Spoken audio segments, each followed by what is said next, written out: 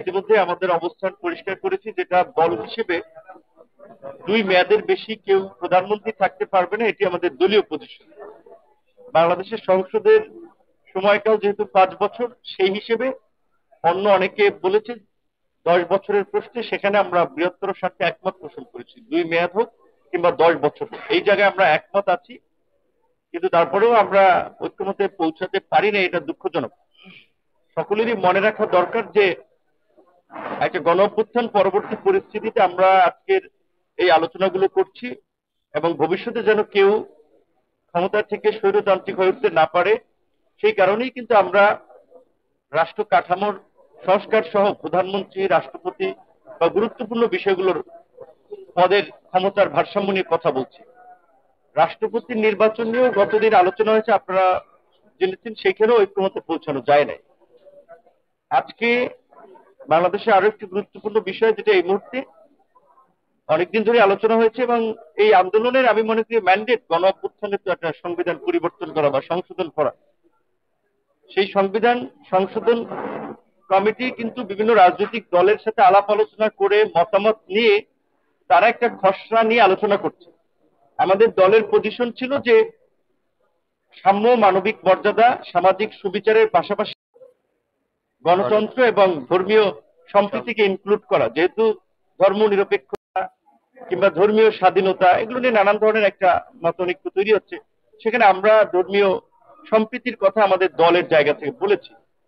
Commission অন্যান্য দলগুলোর প্রস্তাবের আলোকে তারা সাম্য, মানবিক মর্যাদা, সামাজিক সুবিচার এবং গণতন্ত্র, এইটুকু তারা বিবেচনা করেই কিন্তু তারা আলোচনার শীটে আমাদেরকে দিয়েছে।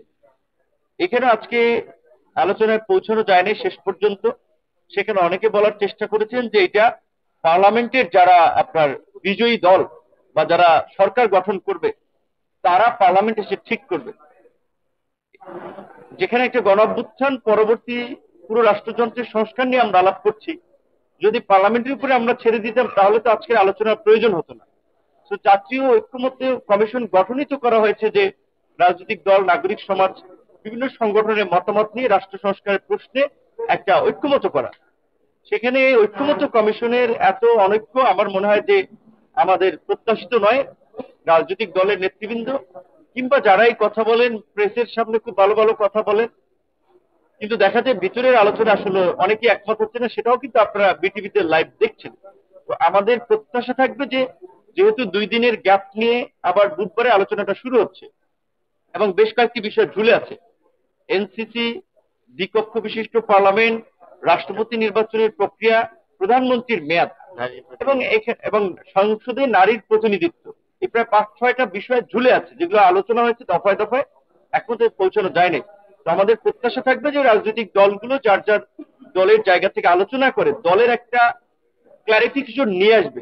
এখানে তো দলের বক্তব্যে রিজিড থাকার আসলে বিষয় না, সবার আলাপ আলোচনার সাপেক্ষে জাতীয় ঐক্যের স্বার্থে প্রয়োজনীয় নিজের অবস্থান থেকে একটু ছাড় দিয়েই তো ঐক্যমতে পৌঁছাতে হবে। এখন এইখানেও বারবার এসে যদি আবার আমাদের আসলে দলের ফোনের অপেক্ষায় থাকা লাগে যে আমাদের দল এটাতে একমত হয় কিনা, তাহলে তো ঐক্যমত্য কমিশনের মিটিং এ আসলে ফায়দাটা কি, বারবার যদি ওখানে ঝুলে যাচ্ছে।